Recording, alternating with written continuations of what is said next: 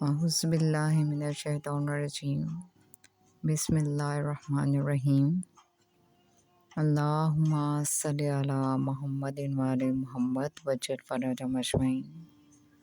Viewers, آج کا ہمارا چیپٹر اصحاب رس کا واقعہ بیان کیا جاتا ہے، تو چلیں شروع کرتے ہیں۔ بسم اللہ الرحمن الرحیم۔ الحمدللہ رب العالمین، والصلاة والسلام علی سید الانبیاء والمرسلین محمد وآل طیبین الطاہرین، اما بعد۔ امیر المومنین حضرت علی ابن ابی طالب علیہ السلام نے فرمایا، تمام حمد اس خدا کے لیے ہے جس نے حمد کو اپنے ذکر کا افتتاحیہ، اپنے فضل و احسان کے بڑھانے کا ذریعہ اور اپنی نعمتوں اور عظمتوں کا دلیل راہ قرار دیا ہے۔ اے اللہ کے بندو، باقی ماندہ لوگوں کے ساتھ بھی زمانے کی وہی روش رہے گی جو گزر جانے والوں کے ساتھ تھی۔ جتنا زمانہ گزر چکا ہے وہ پلٹ کر نہیں آئے گا، اور جو کچھ اس میں ہے وہ بھی ہمیشہ رہنے والا نہیں۔ آخر میں بھی اس کی کارگزاریاں وہی ہوں گی جو پہلے رہ چکی ہیں۔ اس کی مصیبتیں ایک دوسرے سے بڑھ جانا چاہتی ہیں، اور اس کے جھنڈے ایک دوسرے کے عقب میں ہیں۔ گویا تم قیامت کے دامن سے وابستہ ہو کے وہ تمہیں دھکیل کر اس طرح لیے جا رہی ہے جس طرح للکارنے والا اپنی اونٹنیوں کو، جو شخص اپنے نفس کو سنوارنے کے بجائے اور چیزوں میں پڑ جاتا ہے۔ وہ تیرکیوں میں سرگرداں اور ہلاکتوں میں پھنسا رہتا ہے، اور شیاطین اسے سرکشیوں میں کھینچ کر لے جاتے ہیں اور اس کی بدعمالیوں کو اس کے سامنے سچ دیتے ہیں۔ آگے بڑھنے والوں کی آخری منزل جنت ہے، اور عمدن کوتاہیاں کرنے والوں کی حد جہنم ہے۔ اللہ کے بندو، یاد رکھو کہ تقوی ایک مضبوط قلعہ ہے، اور فسق و فجور ایک کمزور چار دیواری ہے کہ جو نہ اپنے رہنے والوں سے تباہیوں کو روک سکتی ہے اور نہ ان کی حفاظت کر سکتی ہے۔ دیکھو، تقوی ہی وہ چیز ہے کہ جس سے گناہوں کا ڈنگ کاٹا جاتا ہے، اور یہی سے یقین منتہائے مقصد کی کامرانیاں حاصل ہوتی ہیں۔ بعض مورخین کا خیال ہے کہ رس وہ کنواں ہے جو مکے کے راستے میں واقع ہے۔ اس کنویں سے کچھ فاصلے پر ایک دریا تھا، اور اس دریا کے کنارے کنارے جو آبادی تھی وہ اصحاب رس کی بستی کہلاتی تھی۔ عیون الاخبار میں مرقوم ہے کہ حضرت امام حسین علیہ السلام نے فرمایا کہ میرے والد ماجد امیر المومنین حضرت علی ابن ابی طالب علیہ السلام پر قاتلانہ حملے سے 3 دن پہلے بنی تمیم کا ایک معزز شخص ان کی خدمت میں آیا، اور اس نے عرض کیا کہ امیر المومنین علیہ السلام، آپ مجھے اصحاب رس کے متعلق بتائیں کہ وہ کس دور میں تھے، ان کے گھر کہاں تھے، اور ان کا بادشاہ کون تھا، اور کیا اللہ نے ان کی طرف کسی نبی کو مبعوث کیا تھا، اور انہیں کس طرح سے خدا نے ہلاک کیا تھا۔ قرآن مجید میں اصحاب رس کے الفاظ تو موجود ہیں، لیکن ان کے حالات موجود نہیں ہیں۔ امیر المومنین حضرت علی ابن ابی طالب علیہ السلام نے فرمایا، تو نے مجھ سے وہ سوال کیا ہے جو تجھ سے قبل کسی نے نہیں کیا، اور تیرے بعد بھی کوئی یہ سوال نہیں کرے گا، اور جب بھی کوئی شخص اصحاب رس کی داستان بیان کرے گا تو وہ میرے ہی حوالے سے بیان کرے گا۔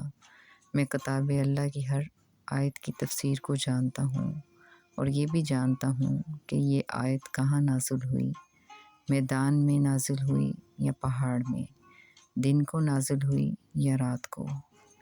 پھر آپ علیہ السلام نے اپنے سینے کی طرف اشارہ کیا اور فرمایا کہ یہاں بہت زیادہ علم موجود ہے، لیکن اس کے متلاشی بہت کم ہیں، اور تم لوگ مجھے کھونے کے بعد بہت پچھتاؤ گے۔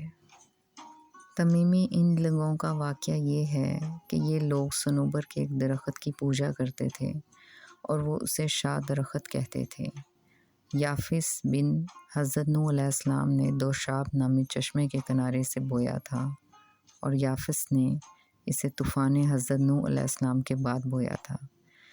ان لوگوں کو اصحاب رس اس لیے کہا جاتا ہے کہ انہوں نے نبی کو زیر زمین دھسا دیا تھا، اور اس عمل کو لفظ رس سے تعبیر کیا جاتا ہے، اس لیے انہیں اصحاب رس کہا جاتا ہے۔ اس قوم کو حضرت سلیمان بن حضرت داؤد علیہ السلام کے بعد خدا نے ہلاک کیا تھا۔ نہر کے کنارے ان لوگوں کی 12 بستیاں آباد تھیں، اور نہر کا نام رس تھا۔ ان دنوں اس سے اچھی اور میٹھے پانے والی کوئی دوسری نہر نہ تھی، اور ان کی بستیوں سے زیادہ آباد بستیاں بھی کہیں موجود نہ تھیں۔ ان بستیوں کے نام یہ تھے: آبان، آزر، دے، بہمن، اسفندار، فروردین، اردی بہشت، فرداد، مرداد، تیر، مہر، شہریور۔ اصحاب رس کے رہنے کی جگہ کے بارے میں مختلف علاقوں کے نام ذکر ہوئے ہیں، جن میں دریائے آرس کا علاقہ، حضر موت یمن و یمامہ قابل ذکر ہیں۔ کہا گیا ہے کہ ذوالقرنین صرف وہ شخص تھے جنہوں نے ان کے شہر کا دورہ کیا۔ اصحاب رس سے مراد قوم سمود کے باقی ماندہ لوگ ہیں جو عذاب کے بعد باقی رہے۔ جب حضرت صالح علیہ السلام کی قوم سمود پر عذاب آیا تو ان میں سے 4000 آدمی جو حضرت صالح علیہ السلام پر ایمان لا چکے تھے وہ عذاب سے محفوظ رہے۔ یہ لوگ اپنے مقام سے منتقل ہو کر حضر موت میں جا کر مقیم ہو گئے۔ حضرت صالح علیہ السلام بھی ان کے ساتھ تھے۔ ایک کنویں پر جا کر یہ لوگ ٹھہر گئے، اور حضرت صالح علیہ السلام کی وفات ہو گئی، اس لیے اس جگہ کا نام حضر موت یعنی موت حاضر ہو گئی ہے۔ یہ لوگ یہیں رہ پڑے۔ پھر ان کی نسل میں بت پرستی شروع ہو گئی، اور یہ لوگ انتہائی خونخوار، سرکش اور جاہل ہو گئے۔ حضرت صالح علیہ السلام اپنی تبلیغ کے ابتدائی دور میں لوگوں کی ہدایت کے لیے اپنے نمائندے بھی بھیجا کرتے تھے۔ ان کے مرکزی شہر کا نام اسفندار تھا، اور ان کا بادشاہ اسی شہر میں رہتا تھا، اور اس کا نام ترکوس بن عبور بن یارش تھا۔ اسی شہر میں چشمہ تھا اور صنوبر کا درخت تھا۔ اس صنوبر کے درخت کا بیج ہر بستی میں کاشت کیا گیا تھا، جس سے صنوبر کے درخت پیدا ہوئے تھے، اور یوں ہر بستی میں صنوبر کا ایک درخت وجود میں آ گیا تھا۔ وہ لوگ نہر کا پانی خود پیتے تھے اور نہ ہی اپنے جانور کو پلاتے تھے، اور کہتے تھے کہ اس نہر کا پانی ہمارے دیوتاؤں کے لیے مخصوص ہے، اور یہ پانی ہمارے دیوتاؤں کی زندگی کا سبب ہے۔ چنانچہ اگر کوئی شخص اس نہر کا پانی پیتا تو وہ اسے قتل کر دیتے تھے۔ ہر مہینے میں ایک نہ ایک گاؤں میں وہ لوگ جمع ہو کر اپنے دیوتاؤں کا تہوار مناتے تھے۔ وہ درخت پر ریشم کی ایسی چادر ڈالتے تھے جس پر بہت سی چیزوں کی تصاویر ہوتی تھی۔ پھر بھیڑ، بکریاں اور گائے بیل لا کر ان درختوں کے نیچے ذبح کرتے تھے اور آگ جلا کر گوشت پکاتے تھے۔ جب دھواں چاروں طرف پھیل جاتا اور دھوئیں کی وجہ سے کسی کو کچھ دکھائی نہ دیتا تو اس وقت وہ درخت کے سامنے سجدے میں گر پڑتے تھے اور رو رو کر اس سے درخواست کرتے تھے کہ ہم سے راضی ہو جا۔ اس وقت شیطان اس درخت کی ٹہنیوں کو زور زور سے ہلاتا تھا اور وہ ایک بچے کی چیخ جیسی آواز نکالتا تھا اور بچگانہ آواز میں کہتا تھا کہ میرے بندو، میں تم سے راضی ہو گیا ہوں، لہٰذا تم مطمئن ہو جاؤ۔ اس وقت وہ لوگ سجدہ سے سر اٹھاتے، خوب شراب پیتے اور ڈھول بجاتے تھے، اور یہ جشن پورے 8 پہر تک جاری رہتا تھا۔ پھر اپنے اپنے گھروں کو چلے جاتے تھے۔ اہل فارس نے اپنے مہینوں کے نام ان بستیوں کے ناموں پر رکھے تھے، کیونکہ ہر مہینہ کسی نہ کسی بستی کے تہوار کے لیے مخصوص ہوتا تھا، اور کہا جاتا تھا کہ یہ فلاں مہینے کی عید ہے اور یہ فلاں مہینے کی عید۔ پھر جب ان کے مرکزی شہر میں تہوار کا انعقاد ہوتا تو اس میں تمام چھوٹے بڑے شریک ہوتے تھے اور صنوبر کے درخت پر ریشم و اطلس کی چادریں ڈالتے تھے اور وہاں 12 دروازے بناتے تھے۔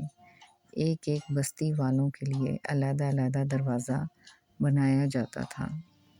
چنانچہ ہر بستی کے لوگ اپنے اپنے دروازے سے داخل ہو کر وہاں آتے تھے اور وہاں بہت زیادہ قربانیاں کرتے تھے۔ اس وقت ابلیس صنوبر کے درخت کو بہت زور سے ہلاتا تھا اور اس کے تنے سے زور سے باتیں کرتا تھا اور ان سے وعدے وعید کرتا اور انہیں امیدیں دلاتا تھا۔ اس کی آوازیں سننے کے بعد لوگ سجدے سے سر اٹھاتے اور بے حد خوشیاں مناتے تھے اور مسلسل 12 دنوں تک یہ جشن جاری رہتا تھا اور یہ ان کی سالانہ عید ہوتی تھی۔ اس کے بعد سب لوگ اپنے اپنے گھروں کو چلے جاتے تھے۔ جب ان کے کفر کو ایک طویل عرصہ گزرا تو پروردگار عالم نے ان کے پاس ایک نبی بھیجا جو کافی عرصے تک ان میں رہا اور انہیں پروردگار اعلیٰ کی عبادت و معرفت اور ربوبیت کی دعوت دیتا رہا، لیکن لوگوں نے ان کی بات ماننے سے انکار کر دیا۔ جب نبی نے لوگوں کی سرکشی اور انکار کی شدت کو دیکھا تو انہوں نے رب العالمین سے درخواست کی، خدایا تیرے بندے کفر پر ڈٹے ہوئے ہیں اور انہوں نے میری تکذیب کی ہے اور وہ ایک ایسے درخت کی عبادت کر رہے ہیں جو انہیں نفع نہیں دے سکتے اور نہ نقصان۔ پروردگار عالم اس درخت کو خشک کر دے، انہیں اپنی قدرت کا مشاہدہ کرا۔ ادھر سے ان کی مرکزی عید آ گئی۔ لوگ عید کے لیے شہر میں جمع ہوئے۔ صبح انہوں نے درخت کے سامنے قربانیاں کرنی تھیں، لیکن جب صبح ہوئی اور وہ لوگ درخت کے پاس آئے تو درخت خشک ہو چکا تھا۔ جب انہوں نے درخت کی یہ حالت دیکھی تو وہ سراسیمہ ہو گئے۔ ان میں سے ایک گروہ نے کہا کہ ہمارے اس معبود پر اس شخص نے جادو کر دیا ہے جو خود کو رب العالمین کا رسول کہتا ہے، اور وہ یہ چاہتا ہے کہ اس طرح سے وہ تمہیں اس معبود سے ہٹا کر اپنے معبود کی طرف متوجہ کرے۔ دوسرے گروہ نے کہا کہ نہیں، اصل بات یہ ہے کہ اس شخص نے جب تمہارے خداؤں کی توہین و تنقیص کی ہے تو اس کی وجہ سے ہمارا معبود یہ درخت ہم سے روٹ کیا ہے اور اس نے اپنی رونق کو تم سے چھپا لیا ہے تاکہ تم کچھ غیرت کھاؤ اور اپنے معبود کے مخالف سے انتقام لے سکو۔ چنانچہ انہوں نے ان کو اسی نہر کے اندر ایک کنواں کھود کر بند کر دیا اور اوپر سے ایک بڑا سا پتھر رکھ دیا۔ اس کے بعد انہوں نے ایک دوسرے سے کہا کہ اب امید ہے کہ ہمارے دیوتا ہم سے خوش ہو جائیں گے اور اب وہ دوبارہ تر و تازگی دکھائیں گے۔ سارا دن ان کے کانوں میں نبی کے چیخنے کی آوازیں آتی رہیں۔ نبی رو رو کر یہ کہتا تھا، میرے آقا، تو میری اس تنگی کو دیکھ رہا ہے اور میری کمزوری تیرے سامنے ہے، لہٰذا میری روح جلدی سے قبض کر اور میری دعا کو جلد قبول فرما۔ آخر کار نبی نے اسی کنویں میں جان دے دی۔ اس وقت پروردگار عالم نے حضرت جبریل علیہ السلام سے فرمایا، اے جبریل، جن بندوں کو میرے حلم نے میرے عذاب سے بے خوف کیا ہے، کیا وہ میرے علاوہ اوروں کی عبادت کر کے اور میرے رسول کو قتل کر کے یہ سمجھنے لگے ہیں کہ وہ میرے غضب و انتقام کا مقابلہ کر سکیں گے؟ میں نافرمانی کرنے والوں سے انتقام لیا کرتا ہوں۔ میں اپنی عزت کی قسم کھا چکا ہوں کہ میں ان لوگوں کو عالمین کے لیے عبرت کا نمونہ بنا دوں گا۔ ابھی وہ لوگ عید کے جشن میں مصروف تھے کہ سرخ آندھی آئی اور زمین ان کے لیے گندک کی طرح بن گئی اور ان کے سروں پر سیاہ بادل چھا گیا جس سے انگاروں کی بارش ہوئی اور ان کے بدن پگھل کر آ گئے۔ ان کی اصلاح کے لیے پروردگار عالم نے جن نبی کو بھیجا تھا، انہوں نے ان کو قتل کر ڈالا، جس پر پروردگار عالم کا عذاب آیا اور ان کا کنواں جس پر ان کی زندگی کا انحصار تھا وہ بیکار ہو گیا اور عمارتیں ویران ہو گئیں۔ قرآن کریم میں ان کا ذکر 2 بار آیا ہے۔ بعض مفسروں نے اصحاب رس کو اصحاب اخدود اور رس کو اخدود قرار دیا ہے۔ نہج البلاغہ میں امیر المومنین حضرت علی ابن ابی طالب علیہ السلام کے یہ کلمات کچھ اس طرح منقول ہیں: رس کے شہروں کے باسی کہاں ہیں جنہوں نے انبیاء علیہ السلام کو قتل کیا تھا اور مرسلین کی سنتوں کو مٹایا اور جباروں کی سنتوں کو زندہ کیا تھا۔ بعض تفسیر کی کتابوں میں اصحاب رس کے واقعے کو ترک شدہ کنویں سے مربوط جانا ہے، اور اس بارے میں روایات اور احادیث بھی مختلف ہیں۔ بعض مفسرین سے روایت ہے کہ اس قوم پر البس نام کا ایک بادشاہ حکومت کرتا تھا جو بہت ہی نیک اور عادل انسان تھا۔ اس بادشاہ نے کافی طویل عمر پائی، اور جب یہ بادشاہ مر گیا تو اس وقت تمام رعایا اس کے مرنے پر بہت غمزدہ ہوئے۔ اس وقت ان لوگوں کا طریقہ یہ تھا کہ جب ان کی قوم کا کوئی معزز آدمی مر جاتا تو اس کی لاش پر ایک خاص قسم کا روغن لگایا جاتا تھا تاکہ اس کی لاش گلنے سڑنے سے محفوظ رہے۔ بس جب یہ بادشاہ بھی مر گیا تو ان لوگوں نے اس کی لاش پر ایک خاص قسم کا روغن لگا دیا تاکہ لاش گلنے سڑنے نہ پائے اور اس کی لاش محفوظ رہے۔ بادشاہ کی موت کے بعد اس کی سلطنت میں فساد برپا ہو گیا، جس سے اس کی رعایا بہت غمزدہ ہوئی اور بہت سے لوگ رونے لگے۔ پس شیطان مردود کو اس قوم کو گمراہ کرنے کا موقع مل گیا، اور شیطان بادشاہ کے مردہ جسم میں داخل ہو کر کہنے لگا کہ میں مرا نہیں ہوں، اور میں تمہارے درمیان سے اس لیے غائب ہوا ہوں تاکہ تمہیں دیکھ سکوں کہ تم میری عدم موجودگی میں کیا اعمال کرتے ہو۔ لوگ یہ دیکھ کر بڑے خوش ہوئے، اور قوم کے ممتاز لوگوں نے حکم دیا کہ بادشاہ اور قوم کے درمیان پردہ ڈال دیا جائے تاکہ بادشاہ پردے کے پیچھے سے کلام کرتا رہے۔ چنانچہ قوم کے معزز لوگوں نے بادشاہ کا مردہ جسم پردے کے پیچھے رکھ دیا۔ اس سے آواز آنے لگی کہ نہ میں کھاتا ہوں اور نہ پیتا ہوں، اور نہ ہی مجھے کبھی موت آئے گی، اور میں ہی تمہارا خدا ہوں۔ یہ آواز شیطان کی تھی جو بادشاہ کے مردہ جسم میں داخل ہوا تھا اور بادشاہ کے لہجے میں قوم سے کلام کر رہا تھا۔ لوگوں کی بڑی تعداد نے شیطان کی تصدیق کی، اور بعض لوگ ایسے بھی تھے جنہوں نے اس پر شک کا اظہار کیا۔ جب کوئی مومن بندہ قوم کے لوگوں کو نصیحت کرتا کہ یہ شیطان کی کارستانی ہے لہٰذا تم اس کی تصدیق نہ کرو، تو یہ لوگ اس کو ڈانٹ ڈپٹ کر خاموش کرا دیتے، اور اس طرح آہستہ آہستہ اس قوم میں کفر اور بت پرستی کا آغاز ہو گیا۔ اور جب اس قوم کی نافرمانی اپنے عروج پر پہنچ گئی تو پروردگار اعلیٰ نے ان کی طرف ایک نبی بھیجا جس کا نام حضرت حنظلہ بن صفوان علیہ السلام تھا۔ حضرت حنظلہ بن صفوان علیہ السلام نے قوم کو بتایا کہ یہ بادشاہ مر چکا ہے، اس میں روح نہیں ہے، شیطان نے تمہیں گمراہ کر دیا ہے۔ پروردگار عالم کسی مخلوق کی صورت میں ظاہر نہیں ہوتا، تمہارے لیے یہ جائز نہیں ہے کہ تم مردہ بادشاہ کو اللہ کا شریک بناؤ۔ اور اس طرح حضرت حنظلہ بن صفوان علیہ السلام اس قوم کے لوگوں کو واعظ و نصیحت کرتے رہتے اور انہیں اللہ کے عذاب سے بھی ڈراتے رہتے۔ اور اس قوم کے لوگوں نے آپ علیہ السلام کی بات نہیں مانی اور آپ علیہ السلام کے دشمن بن گئے، اور پھر ایک دن انہوں نے ایک گہرا کنواں کھودا اور اس میں اللہ کے نبی کو پھینک کر شہید کر دیا۔ چنانچہ پروردگار عالم نے اس قوم کی سرکشی اور نافرمانی کی وجہ سے ان پر عذاب نازل کیا۔ اور رات کو جب یہ قوم کھا پی کر آرام سے سو گئی تو پروردگار اعلیٰ نے ان کے کنوؤں کو، جو کہ ان کے پانی حاصل کرنے کا واحد ذریعہ تھا، بالکل خشک کر دیا۔ اور جب یہ لوگ صبح بیدار ہوئے تو انہیں معلوم ہوا کہ کنواں خشک ہو چکا ہے، اور اس طرح سے اس قوم کے تمام مرد، عورتیں، بچے اور ان کے جانور پیاس کی شدت سے ہلاک ہو گئے، اور اس کے بعد ان کی بستی درندوں کا مسکن بن گئی، اور بستی کے تمام باغات خاردار جھاڑیوں میں تبدیل ہو گئے۔ قرآن مجید میں پروردگار عالم نے اصحاب رس کا تذکرہ فرما کر لوگوں کو اپنے رسولوں کی نافرمانی سے ڈرایا اور ساتھ تنبیہ کی ہے کہ نافرمان قوم ہی عذاب الہی کا شکار ہو کر ہلاک ہو جاتی ہے۔